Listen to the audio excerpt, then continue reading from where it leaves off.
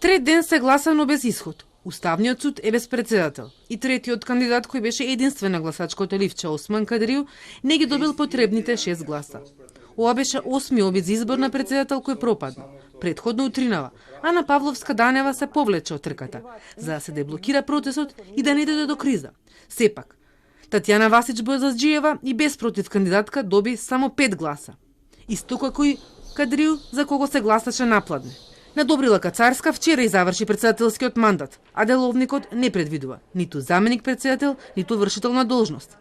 За да не дојде до блокада, 9 судии одлучиле да управуваат колективно. Со оглед дека се уште не е избран нов председател на судот, а со цел Уставниот суд да функционира непречено, судиите едногласно зазедоа став дека за прашањата кои се однесуваат на управувањето да се одлучува колективно. Уставниот суд е колективно тело, секако дека одлуките ги носат со мнозинство, а председателот е само прв меѓу еднаквите.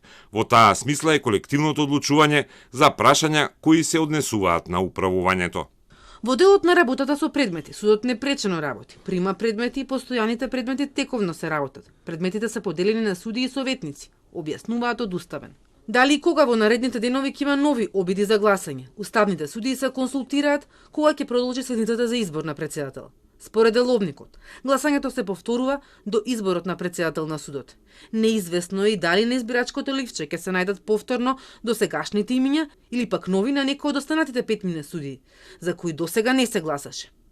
Телма предходно објави дека судиите се поделени во два табори, 5 наспроти 4.